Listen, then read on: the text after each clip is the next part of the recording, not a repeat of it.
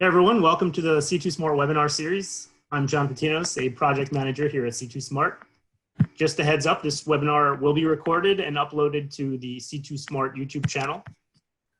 We will have time for some questions today. If there's anything you'd like to ask today's presenters, please feel free to type your questions in the chat box at the bottom of your screen, and I'll read them out loud at the end of the webinar.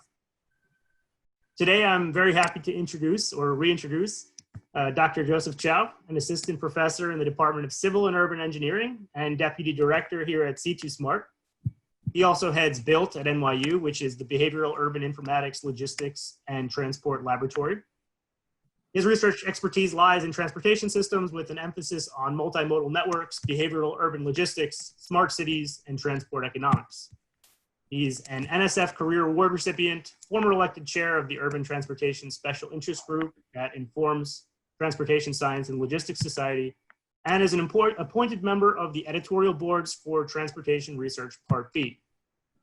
He's joined by Ziyi, a graduate research assistant who's worked with Professor Chow and who has just completed his MS in Transportation Planning and Engineering from NYU. These research interests include transit planning, agent-based simulation, and travel demand models. Today's webinar is optimizing a redesigned bus network using open source simulation. Professor Chow, please take it away. Thank you, John. So good afternoon, everyone. Thanks for joining in on this webinar of ours. We wanted to use this opportunity to share some of the research that we've been doing in the last year. Can you go to the next slide? Thanks. I'll just give a quick background on this project, and mainly I'll have Ziyi give the presentation, and we'll stay together to give responses to Q&A afterwards. This project was started as a third-year project from C2 Smart. The basis for this was that we wanted to develop a tool that would actually be able to integrate open source simulation, primarily this multi-agent simulation that we developed for New York City called MatSim NYC. That's been in development since a year 2 project.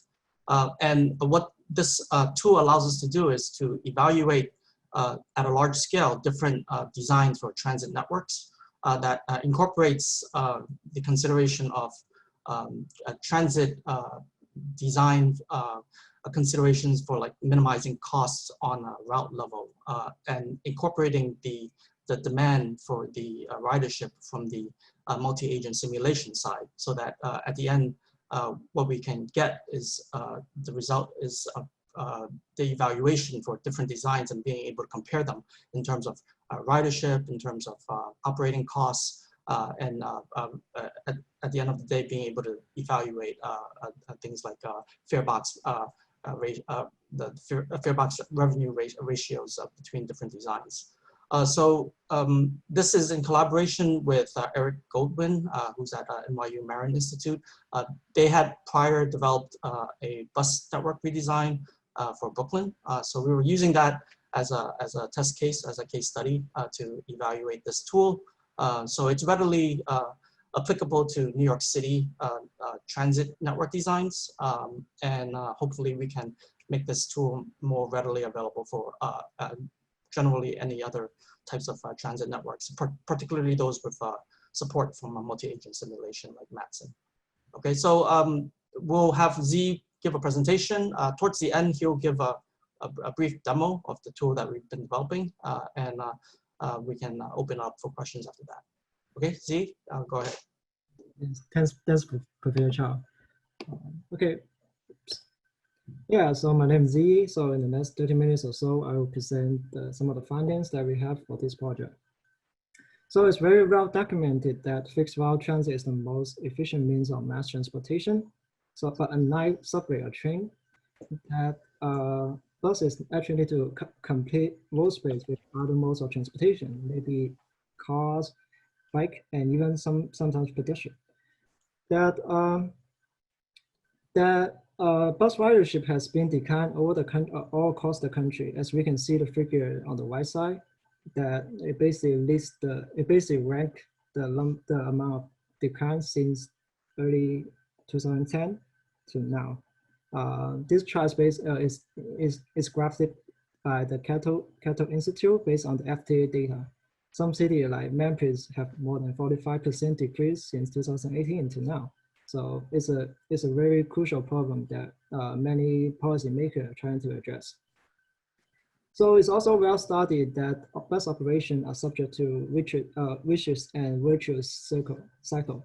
So on the vicious side, that if a bus network, the ridership of a bus network decline, that policymakers or operators are likely to cut some of their services.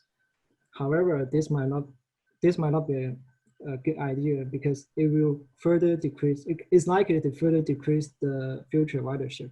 However, on the virtuous side, that if an operator take pocketed measure, for example, implementing new technology, made the route more flexible, that will induce it could induce higher number of riders. So as there's many ways to improve transit network, especially buses, that some people install Wi-Fi, implement off-board collection, but it's now currently there's a trend that a lot of cities redesigning their network, and it's usually used to account for changing demographic and OD patterns. And there actually is a lot of success stories after the bus network redesign. For example,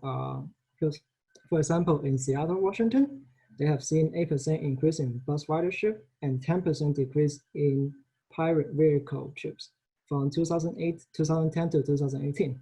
And they saw a 6.1% increase in ridership in Phoenix, Arizona, and 6.8% increase in both in local buses and light rail together in Houston, Texas. So there's many other cities undergoing the bus network redesign. For example, New York City, as we have known, that New York City is has one of the most complex transit network in the US. Its bus network design effort is done borough by borough.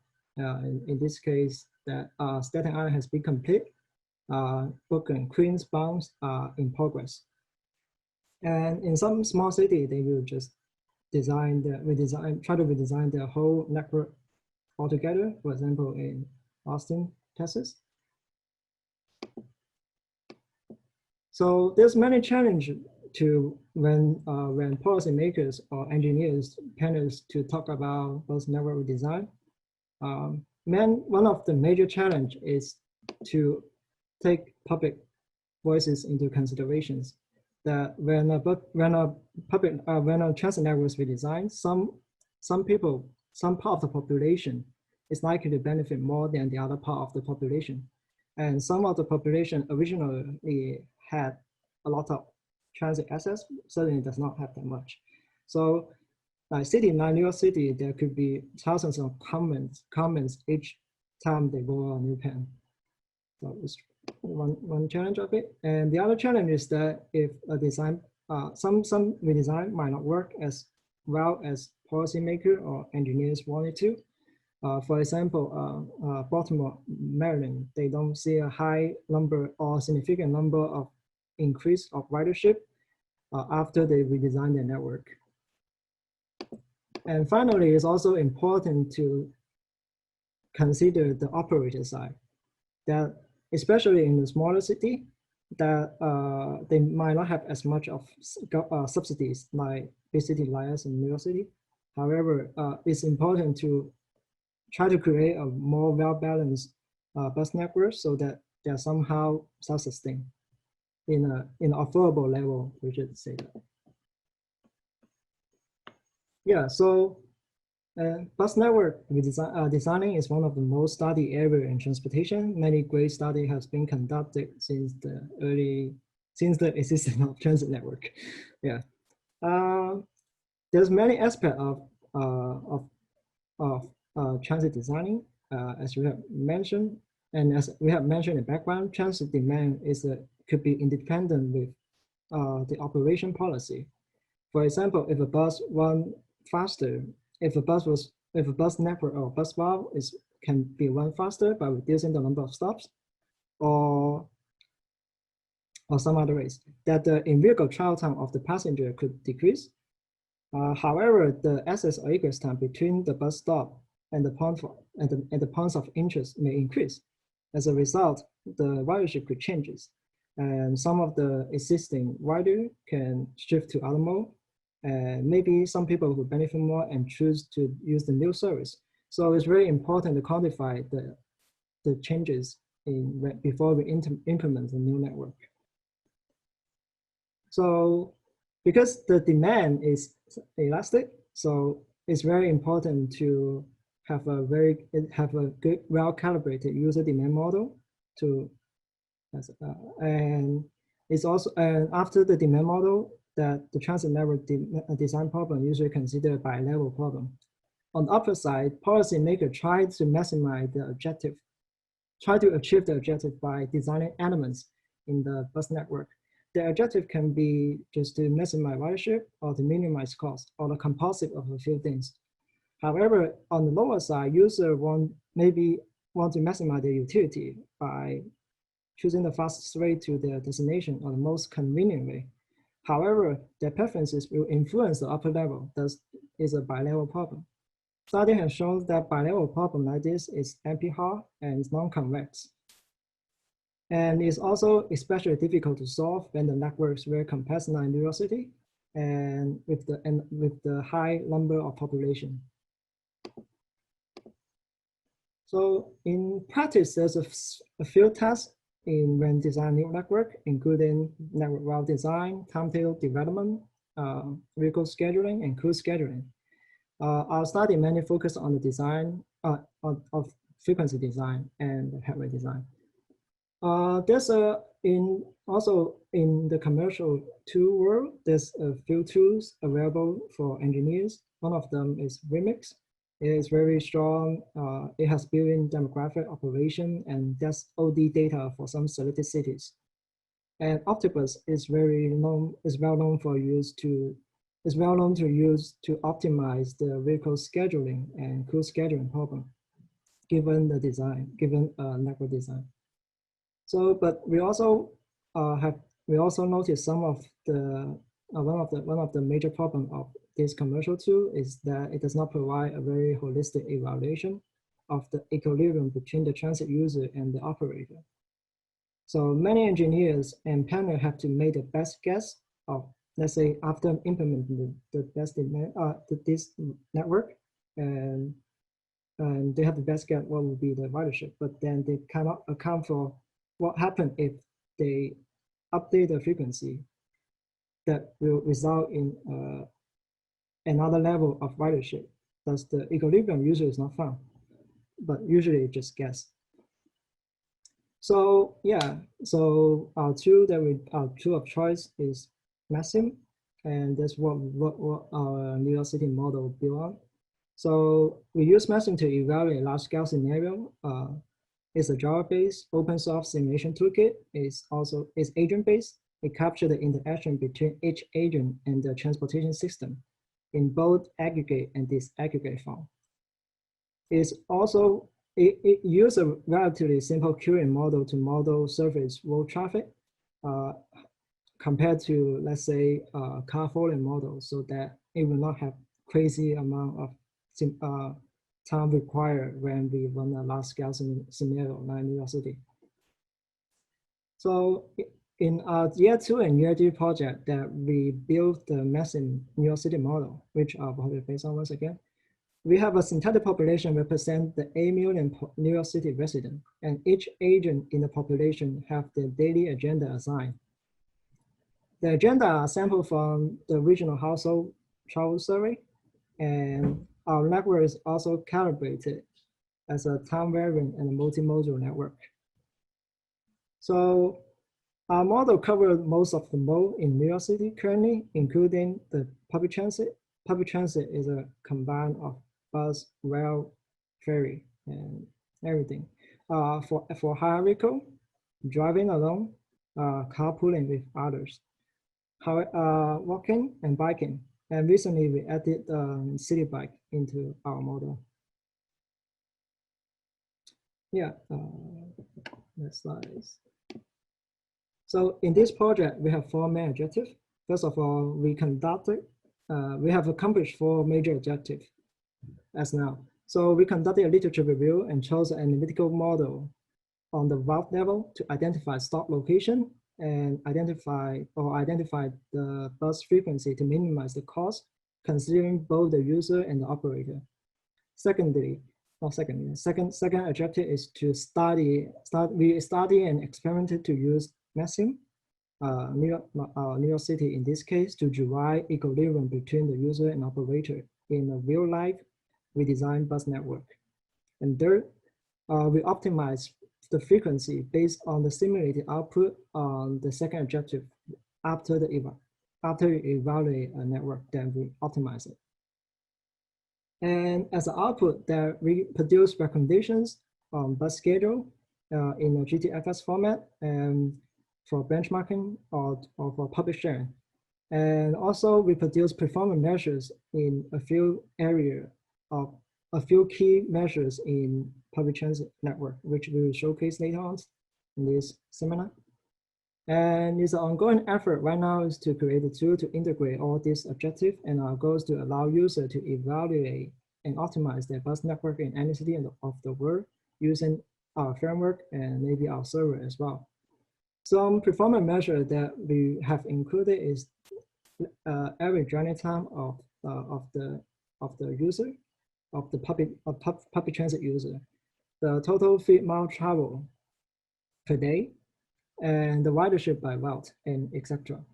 And obviously that our goal is to provide recommendations on the operation policy, whether it's a stop location or the frequency of the bus. So as an analytical model that we chose the Tiachini's 2014 paper that consists of 2 sides of the market, both the operator side and the user side. On the operator side, it mainly just consists of the unit bus operating cost. That means each bus running on this route per hour, the cost of it. But the user cost side is more involved because it considers wait time, access time, egress time, and in-vehicle travel time. And it's shown in the equation here, and each of the variable is listed here. It turns out that if we want to get the, let's say the optimal frequency, we can, and the objective is to minimize the total cost. We can take the derivative of it, assuming the demand is fixed.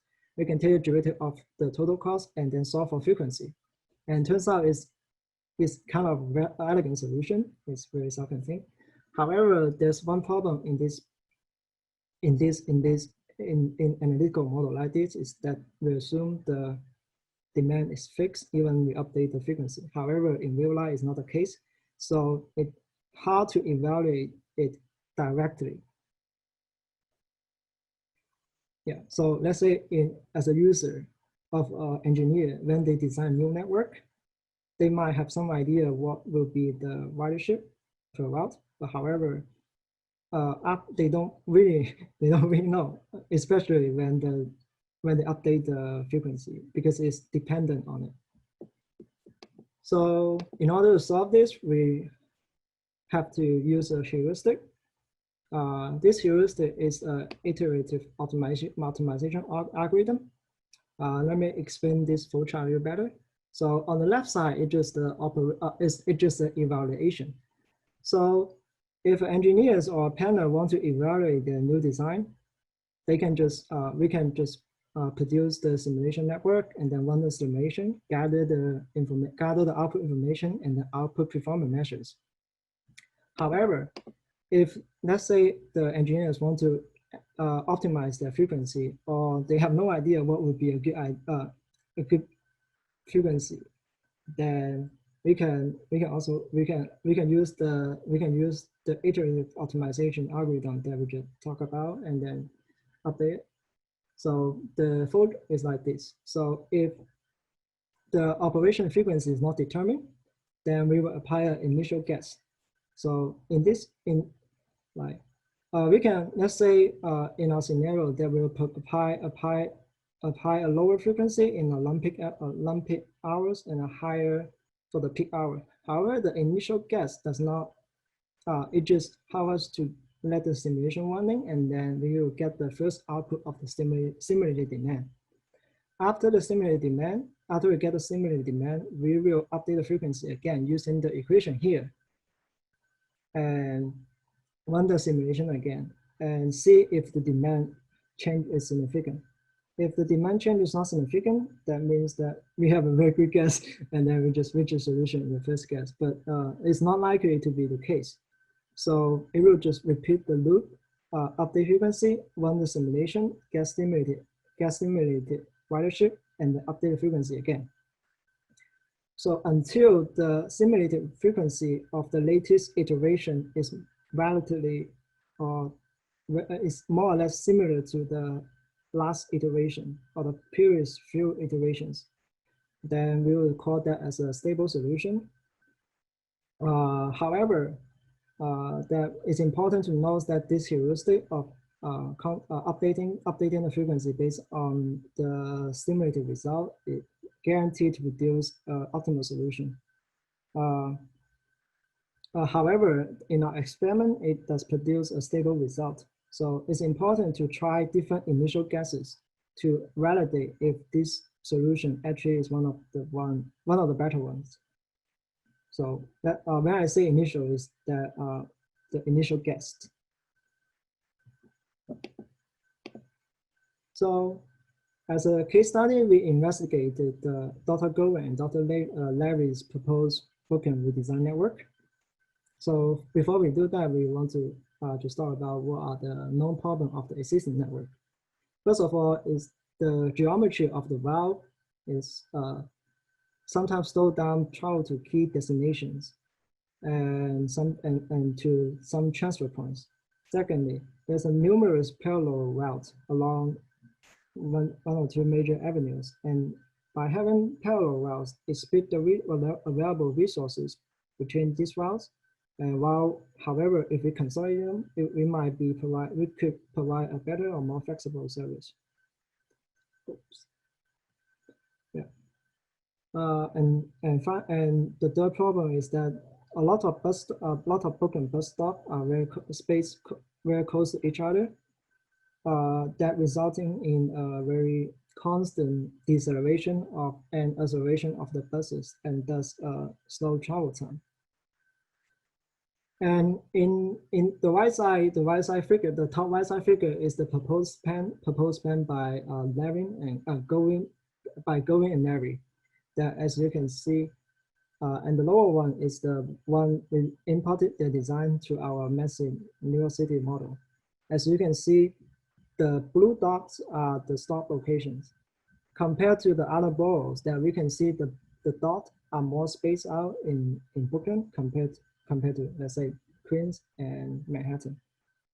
So their plan is not just to have a larger stop distances, but they also want to speed up their buses to 15 kilometers per hour, which is about 9.3 miles per hour.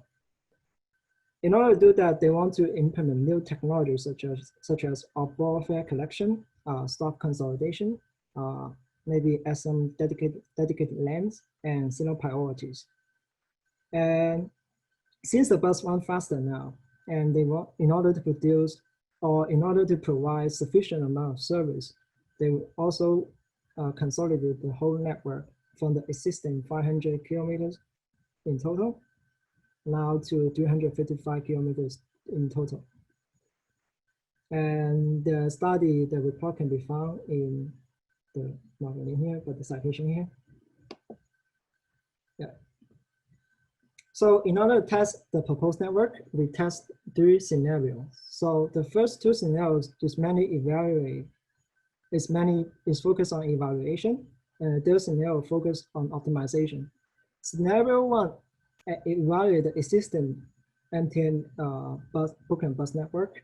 In order to do that, we imported the 2020 MTA bus GTFS to our massive test bed.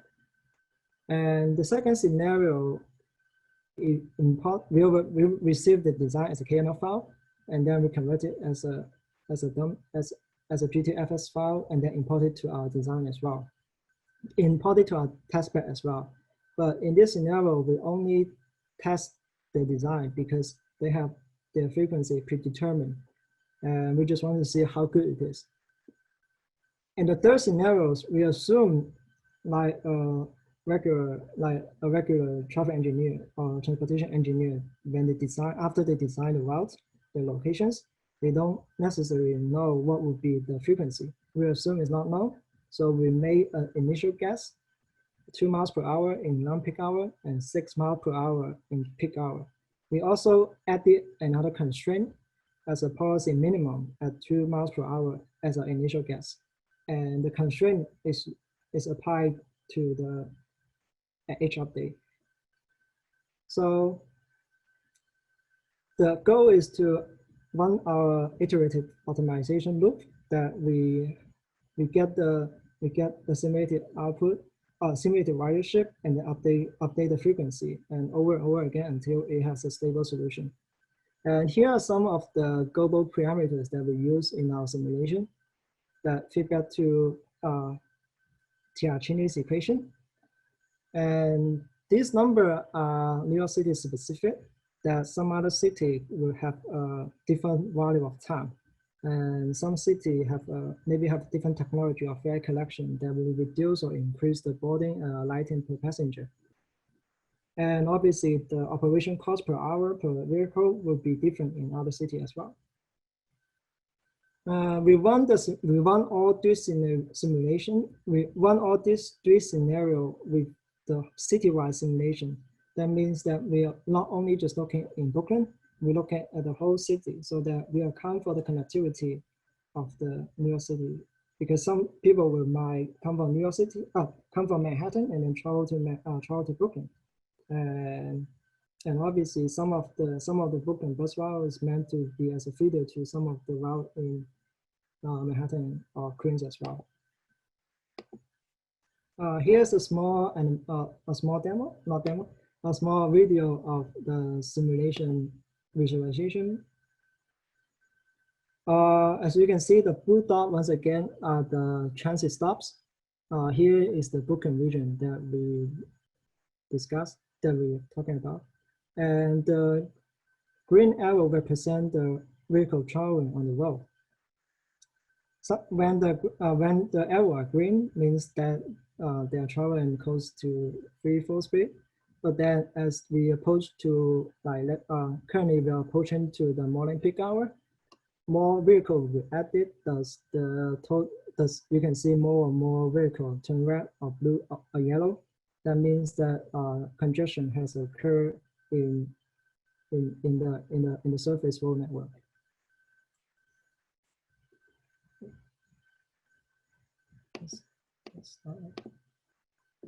Yeah, so as a small validation of our base model, our base model basically is the scenario one that we run the MTA existing network, and we compare the simulated ridership count per route with the daily ridership of the MTA count.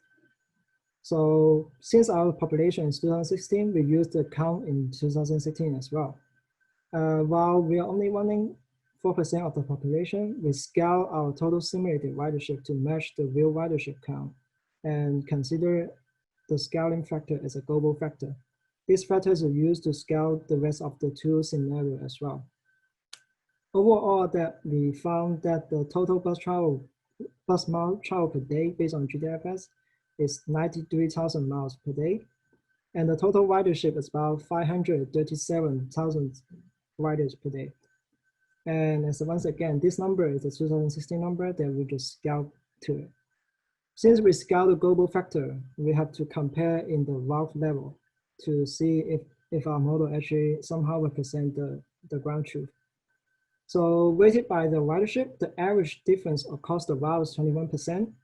The differences of each route is visualized here, while the green one have mass to very little error, and the red one has relatively higher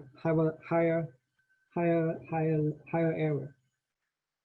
So that means that as you can, and this is I So I split the legends into 5 quantile. And as you can see, most of the top 3 quantiles, lay about less than 25%. That means that there's some outlier in our simulations. Some WOW has high differences, but however, most of them lie less than 25%, which is, we believe the distribution of it is reasonable. And one of the reasons that we think some of the WOW have a very high error is that there's a lot of parallel WOW along with them, so that the user or in the simulation they would just choose the fastest WOW, but in real life sometimes a user would just choose the one based on the map, say, oh, this will be the fastest at that time, at the time they travel. So there's some stochasticity inside here that is difficult to account for. So then we move to compare to scenario 2 and scenario 3. Once again, scenario 2 is an evaluation of Dr. Govin's proposed network, and scenario 3 is the optimized proposed network. So in our simulation that we found, Govin Redesign will achieve 661,000 rider per day, and the total vehicle bus mile travel is about 113,000 miles per day. In scenario 3, after the optimization process, that we found it attracts 664,000 rider per day, and as you can see on the bottom figures, the trajectory of our optimization process. That as you see, when we have the initial guess, the amount of rider is relatively low, since after we get the update, after we get the simulated ridership, that we have to increase the number of the increase the frequency of the buses, so that it just increase until it keep increasing on both sides until iteration 5. So in total, that in this scenario, we ran 10 loop of 10 iteration of the algorithm in order to find a stable solution. Some scenario could have higher number, might require higher number, some might require less. And we found that the total number of vehicle trips stabilized at 12,000 vehicle trips per day, and the total vehicle mile travel is 90,000 miles per day. And we'll have a more like clear comparison later on today and between this scenario. Before that, we want to showcase some of the analytics that we can produce outside out of our simulations. Out of our simulation. So the first one is the bus stop boarding and alighting map. The green column represents the total aggregated number of a day people arrive at that specific stop. And the red column represents the aggregate number of riders departure from that stop. So they stack together and we can identify some of the hotspots in the map, for example, downtown Brooklyn, which is our campus, and also along this route. Lost Strand route seems very popular compared to other routes. So policymakers can look into, oh, this set of bus stop have a higher ridership or attract a lot of riders, then they maybe can prioritize their ITS investment into those stops and provide better infrastructures in, for example, waiting areas and etc. This is the global, but we can also look into the individual routes. So as this one was the Lost Strand route, I just point out was one of the most popular routes.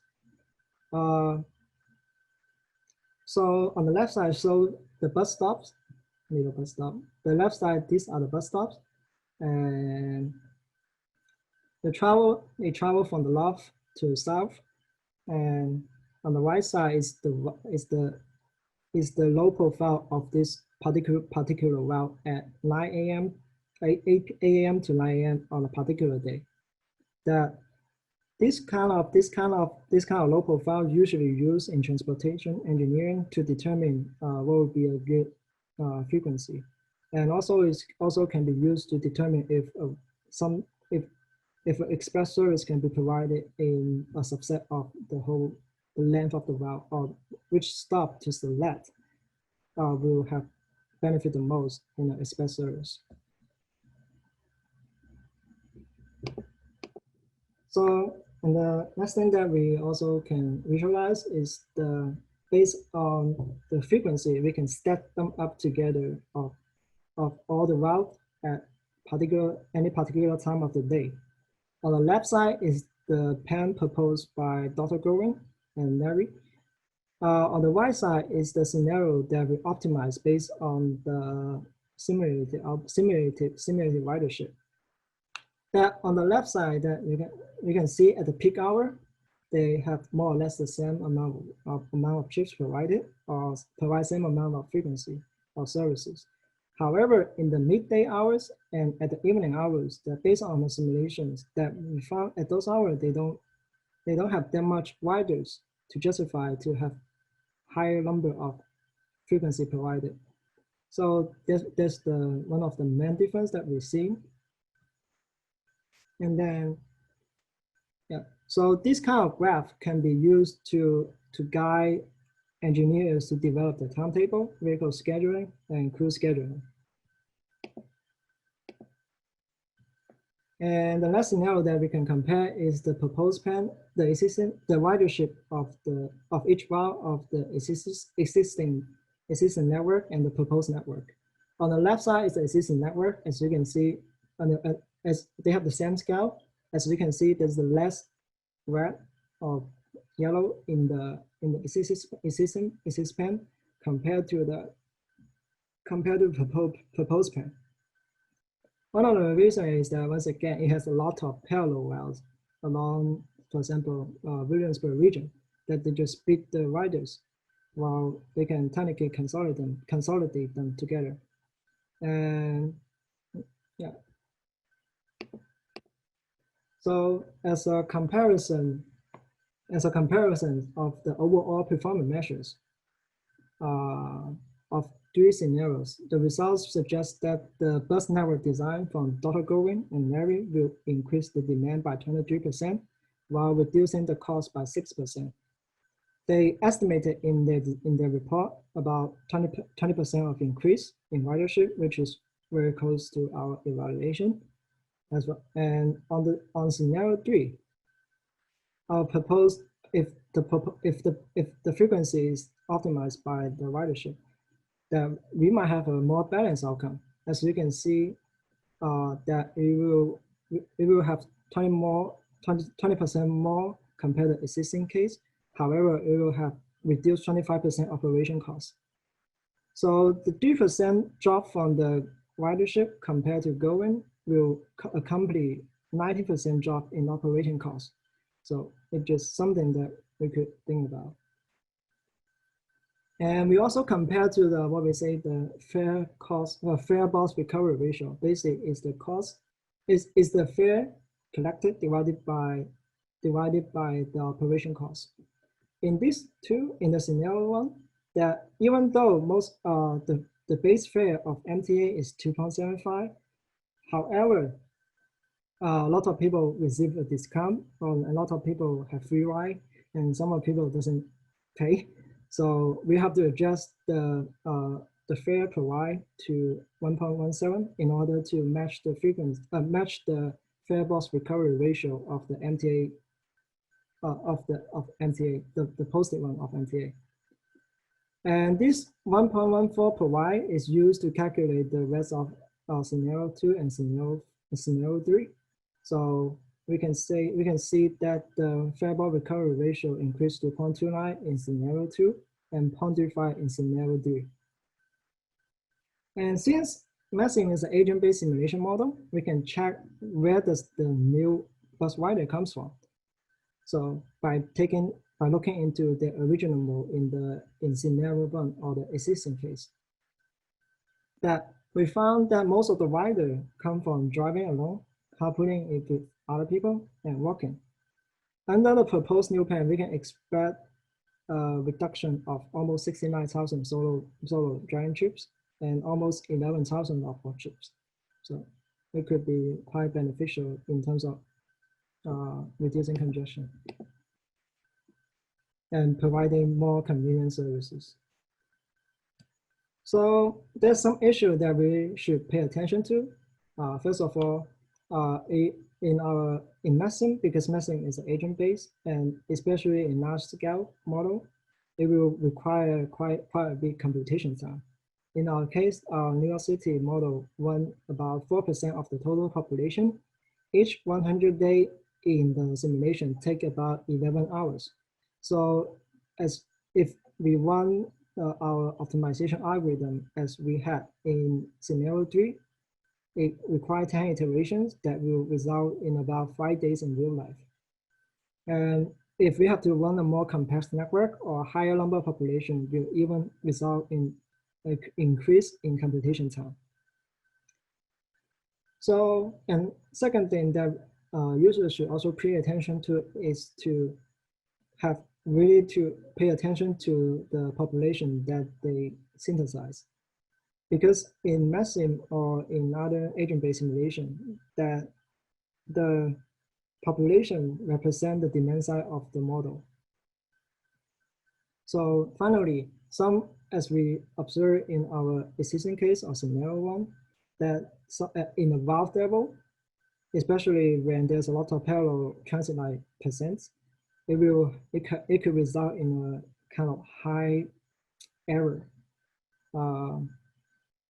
So sometimes in this case that we usually all engineers should really pay attention to, and don't just trust the result blindly, and use more validations in order to, or use more calibration and validations in order to address problems like those.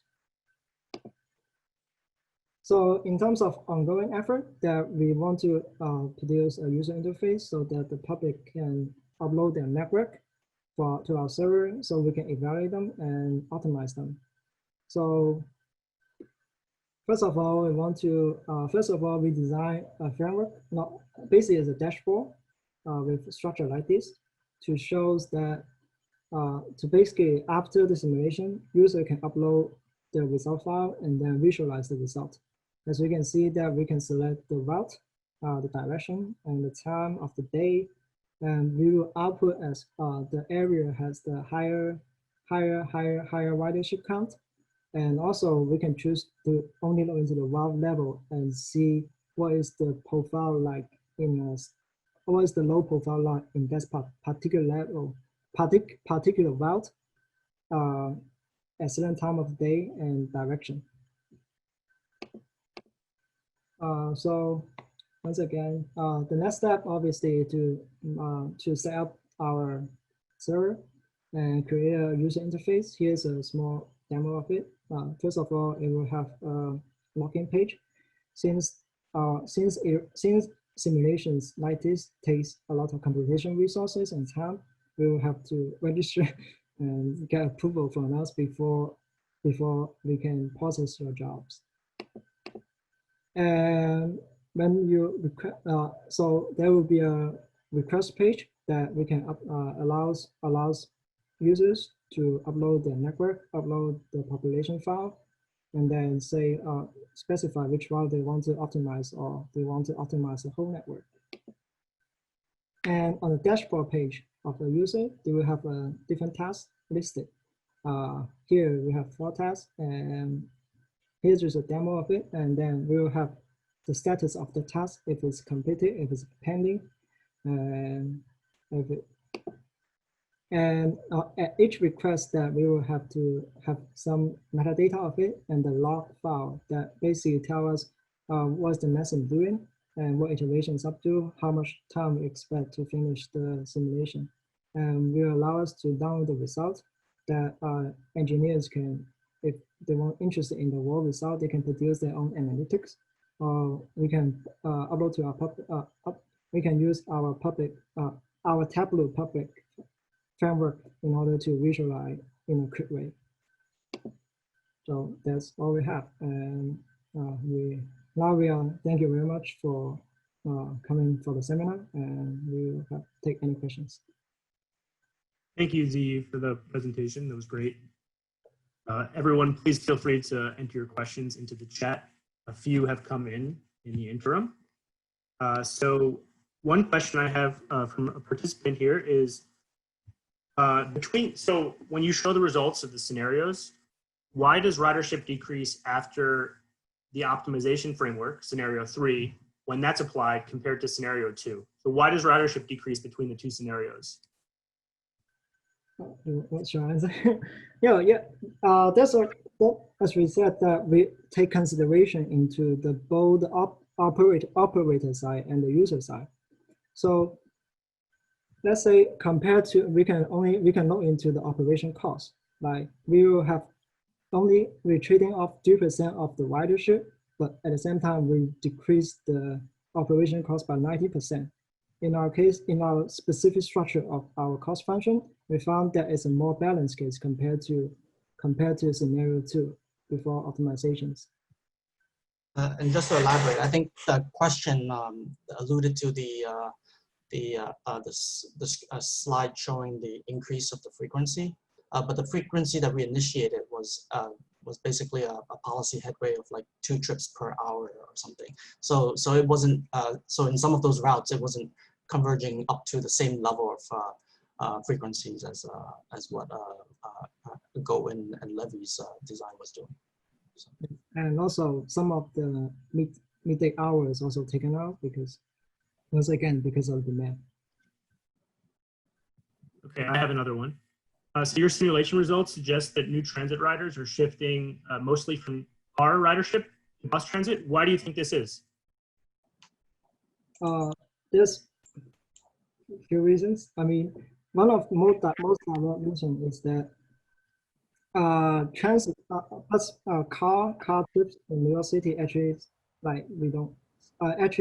is one of the most popular mode in New York City.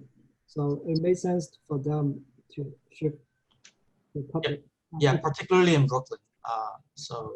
This it's just a larger mode compared to the other modes that it's diverting from. Due to the sheer size, but I think it's also so this is all calibrated from a citywide mode choice model that we developed for the synthetic population in that sense. The website that you showed at the end with the tool that's accessible to the public, is this tool, will this tool be designed for places beyond New York City, or will it extend to other places? So let me comment on that. So we would like to make this eventually something that can incorporate networks from other cities. Right now, we only have the New York City MATSIM to supplement the analysis for the bus route designs. So it applies only to New York right now, but we would love to work with other collaborators in other cities to develop similar tools that can be accessible to the same portal.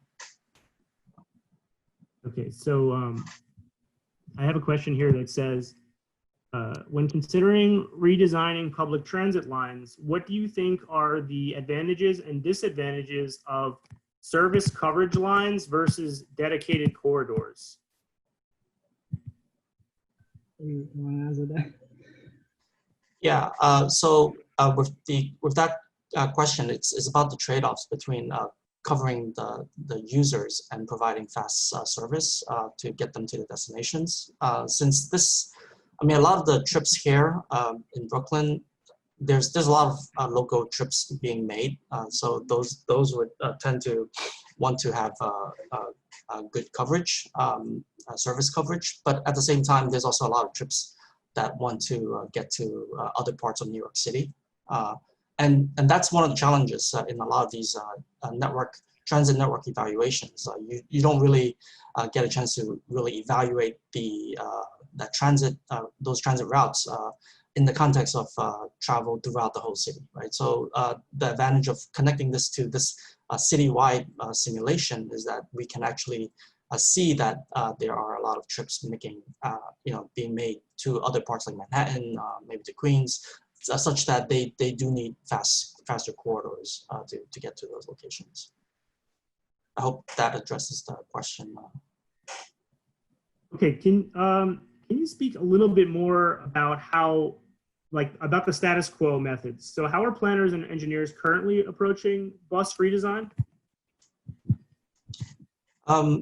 Well, I think they're making use of these tools, right? So it's a combination of making use of tools like Remix and looking at the existing network to try to make improvements, reaching out to communities to get their feedback, and doing a kind of like a holistic approach to tackling the redesign aspects. I think one thing that can help in that is providing more support on the having these kind of like analytical models that look at the response of users from the ridership side to be able to come to these kind of like, what we were trying to reach was some kind of equilibrium between people making choices on different modes. One of the nice things about having this MATSIM simulation connected to it is that we actually are able to track people that are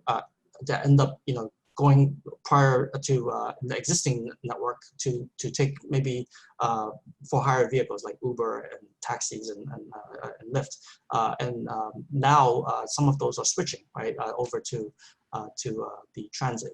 So you're able to better see how the design of the transit network and the routes within them can actually capture these kind of competitive effects between the different modes. Okay, so here's a question. Forgive me if I butcher this coming from a policy background. The question is your algorithm or heuristic converge to a global optima? If so, can you please elaborate on how the solution outputted by your algorithm or heuristic is not a local optima? Is that a clear question? Yeah, it's a fair question. So like we mentioned, Ziyi mentioned that this is a heuristic, so it's not guaranteed to get to a global optimum. But at least what we did was we compared it to the existing network, and we also compared it to the design from Eric Goldwyn and Alan Levy, and showed that our network, their network with our frequencies tended to perform a little better when considering operator costs as well. And also that there's one thing we can talk about is that we can start different initial guess that might how you validate some of, like, don't just try one initial guess, try multiples, so that you have more confidence in terms of the solution that you're getting. Okay, so how far away are we from MATSIM in this context being able to incorporate dynamic factors like road or lane closures, new road or lane developments, new technologies, changing price of rideshare or changing bus fare? Well, that's a big question. So some of those MATSIM can already do. So because MATSIM is handling mesoscopic traffic simulation, so you can make changes within the network by time of day and observe the impact on the performance in terms of how the agents would equilibrate from there. Some of the other points you brought up about like dynamic pricing or dynamic routing, that would be a little bit trickier, where the basic MATSIM model doesn't incorporate those kind of dynamic features that are dependent on the congestion level. But you can, the nice thing about the MATSIM environment is that it's open source, and there have been extensions developed. So there are some extensions that have been looking at these types of emerging technologies and policies. So for example, the MATSIM platform that we've developed for New York City, we do want to make it accessible to the public agencies in New York, so that like if you want to evaluate your proposed plans for the different bus network redesigns for the different boroughs, we can actually run those scenarios and provide some input. We have also been using this MatSim for other scenarios, right? So we recently finished a study looking at congestion pricing, and we found that we were able to get similar results to what RPA was proposing in their plan, but with some different, more detailed nuances that that having MatSim being available could allow us to analyze. We were able to look at the investment of the BQX, right? What's the impact on ridership on the BQX? And we saw that compared to the proposed development plan in terms of the ridership, we were actually seeing potentially a higher number of riders using BQX. We've been using it for looking at autonomous vehicle fleet deployment in New York City. That's still ongoing. We've been applying it to looking at COVID-19. So there's another link on the C2 Smart website that shows some of that work, where we've been looking at how the behavior has changed during COVID because people are more hesitant to use shared use mobility modes like transit and want to make use of more private modes like passenger cars. And so because of that, with all the reopening, we were in our analysis, we're predicting that by phase 4 of reopening, if people continue to behave the same way that they're behaving now during COVID, traffic can increase potentially by 40% over what the pre-COVID situation was, and that would require strategies from the MTA side to reduce capacity, but also to to accommodate that shift, they would need to incorporate strategies to combat the traffic congestion and perhaps increase more supply side on the micromobility modes. We were seeing in the analysis that people would tend to use micromobility a little bit more. I think the number was like 80% over pre-COVID during phase 4 reopening. So those are some examples of using this tool for these different emerging transportation technologies and policies, where we have this tool that can allow for a faster response to evaluate some of these policies are really coming in at a very fast pace these days. Okay, great. And just there is a recent video that Professor Chow shared with the C2 Smart YouTube series. I'm linking it right now in the chat if you're interested, and that covers some of the MatSim applications to a post-COVID-19 world in New York City. So I think we're just about out of time. So thank you very much, Professor Joseph Chow and Ziyi Ma. This was the result of their past year's project sponsored by the US DOT. You can check out this and all of our other webinars and recorded seminars on the C2 Smart YouTube channel. Thank you everyone for joining us today. Thank you.